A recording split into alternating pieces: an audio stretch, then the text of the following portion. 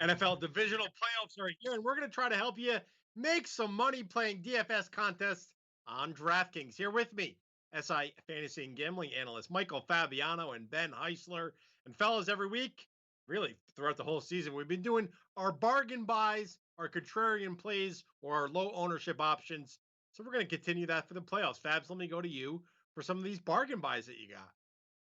This one could be somewhat contrarian, right? It's Baker Mayfield. And the matchup's bad, guys. Kansas City's given up fewer than 19 fantasy points per game at Arrowhead to quarterbacks. Baker has averaged fewer than 18 fantasy points per game on the road this season. But here's the thing. Have you looked at the over-under in this game? It keeps creeping up. It's at 57 right now. And if we know one thing about Vegas, Vegas knows a lot. They are extremely smart when it comes to these spreads and these over-unders. So I do wonder, is this going to be a situation where the Browns, because of game script, have to throw the ball a ton in the second half and Baker Mayfield ends up having 20 to 25 fantasy points in this game? He's at $5,300. He is the second cheapest quarterback on DraftKings for the weekend slate. So even though the matchup's not great, I'm going to go with Baker here to save a few bucks. And Devin Singletary is also in this mix. Zach Moss is out this week, so it's basically the Singletary show against Baltimore. In 3 games during the course of the regular season, when Zach Moss was out, Singletary averaged 51 snaps and scored 16 plus fantasy points twice, including a game against the Rams, who have one of the best defenses in the National Football League. So at $4,500, I think Singletary could be a bargain, and I'm going to stay in that game with Hollywood Brown. I feel like I've talked about him every week for maybe a month. Well, he's putting up good numbers, 13 or more fantasy points in 5 of his last 6 games. He had over 21 against the Bengals in the last week of the regular season, put up a very nice line against Tennessee as well. And the Bills have been tough on receivers lined out wide, but I do feel like if the Baltimore Ravens want to stay with the Buffalo Bills, they're going to have to throw the football. And at $5,200, I could see Hollywood Brown being a bargain. All he really needs, guys, is that one big play.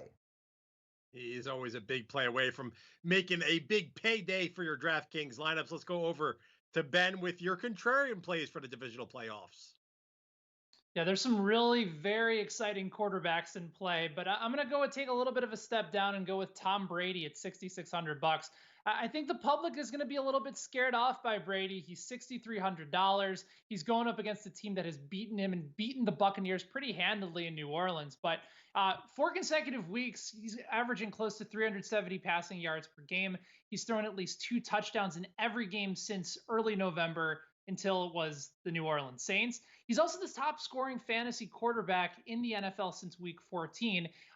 He's not going to get blown out 3 consecutive times. It's just not going to happen. This game's going to be close. We're looking at a spread right now of the Saints at -3. And also he has a better line and an improved wide receiver group. I think Tom Brady is going to come out firing once again in what should probably be maybe an unexpected shootout in the Dome against New Orleans. At running back, pay up a little bit, but I think it's worth it at $6,600 for Nick Chubb. Again, it's a very intriguing matchup. Fabiano talked about how it's a very high total in this game, and everyone's going to be expecting the Browns to have to chuck it around to keep up with Kansas City, but they're not going to get away from what got them to this point, which was a heavy run dominant team. And I think Chubb is going to be in a position to succeed against Kansas City's weakness, which has been stopping the run.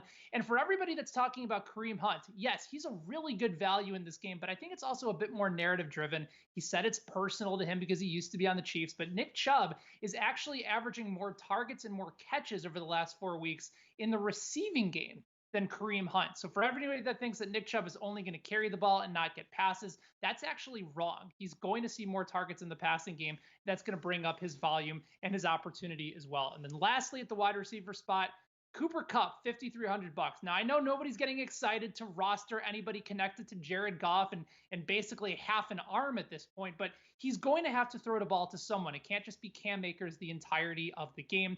Why not go to Kupp, who sees the lowest amount of targets downfield? He's going to have to get the ball out quick, considering Green Bay's defense. And also Jair Alexander likely going to shut down their outside wide receivers. It's a very solid cornerback wide receiver matchup against Chandon Sullivan. And I think Cooper Kupp could see upwards of 10 plus targets in this game at a very reasonable price for Jared Goff's number one and favorite wide receiver in this offense. You threw in that favorite wide receiver. Maybe Robert Woods would take an issue with that. But you can find plenty more fantasy football and DFS advice for the NFL divisional playoffs. Michael Fabiano, you have your player rankings up on si.com/fantasy. And I know, Ben, we have plenty of DFS coverage. You can go check it all out by going to si.com/gambling.